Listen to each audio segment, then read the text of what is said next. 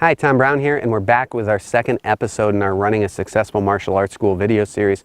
And I want to let you guys know I appreciate the positive feedback. I appreciate those of you that sent me emails just to let me know how much you liked the first episode and how much you're looking forward to seeing how the video series plays out.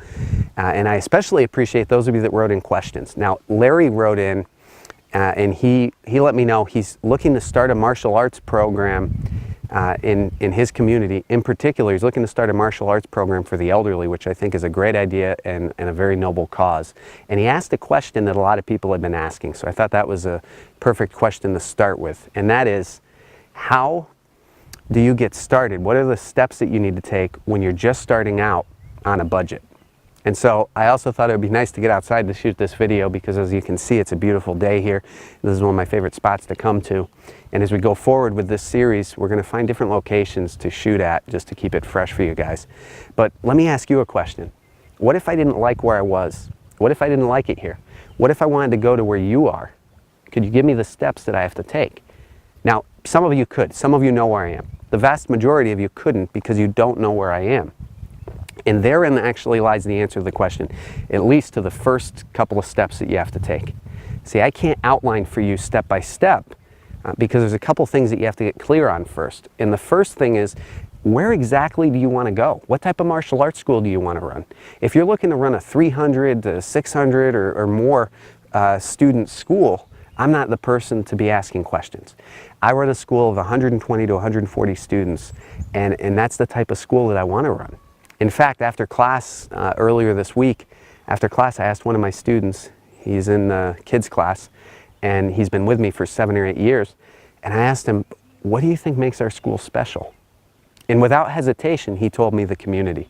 And that's one of the reasons I like the size that we have. I like the community that we have. I'm not saying running a 300, 600 person school is a bad thing. It's just not the type of school that I want to run. I'm happy with the school that I have. So again, the first thing you gotta get clear on, where exactly is it that you wanna go? And then try to find people that have been there that can give you guidance. Try to find the mentors that can help you. The second thing you need to get clear on, of course, not just where are you going, but where are you? And this is a step a lot of people skip. Now, I wanna share with you a little bit of my background, and along the way I'll highlight some important lessons that I've learned and exactly what I'm talking about when I say a lot of people don't really get clear on exactly where they are. So I started martial arts when I was 8 or 9. And by 10, I knew I wanted to be a martial arts instructor. In fact, I knew I wanted my own school, and I would spend time drawing the floor plans of my dream school. And by 12, I was fortunate enough to have an instructor that let me start assisting, and shortly after, let me start running some of my own classes at his school. And then by the time I got in high school, again, my fortune continued, and I do consider myself to be fortunate to be in this position. My instructor set up different satellite programs outside of his school that he let me run and let me work on building up. And that experience was absolutely essential in order for me to be where I am today. So what's the mistake a lot of people make? They've been in martial arts, maybe they're a high-ranking black belt, and they decide they want to run a martial arts school. They love martial arts, they want to share it with people, that's what they're passionate about. But they forget one thing. Just because you're good at martial arts doesn't mean you're going to be a good teacher. Just because you're a good teacher doesn't mean you're going to be good at marketing and getting people enrolled in your program. Those were skills I was fortunate enough to be able to work on over a decade under the guidance of my instructor before I went into business on my own. Now in college, he helped me set up my own programs. That's when I started my own independent business. And I still had these satellite programs going that also allowed me to start building a reputation in the community that I eventually opened up my own school. And so those are steps that you should consider.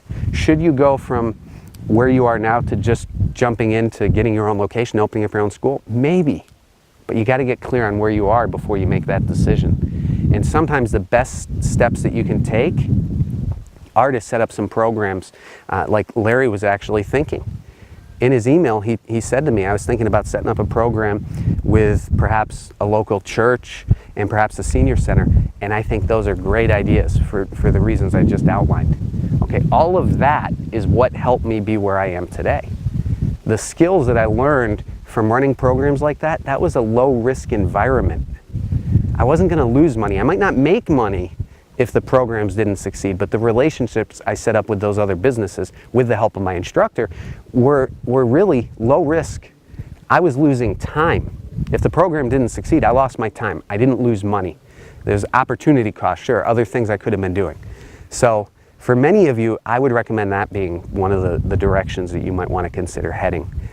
So what are the steps I advise you to take? Again, get clear on where it is that you want to go. Understand the type of school that you want to have. Maybe you just want to have programs at other gyms or at community centers. Or maybe you want to have your own school. Get clear on that. Second, get clear on where it is that you are. And above all else, have patience as you go forward. You don't need to jump into getting your own location right out of the gate. Take your time. Develop the skills you need. All right, I hope you guys enjoyed this second episode of this series. Again, I appreciate all of you that wrote in asking questions, and please keep those questions coming. Leave a comment below.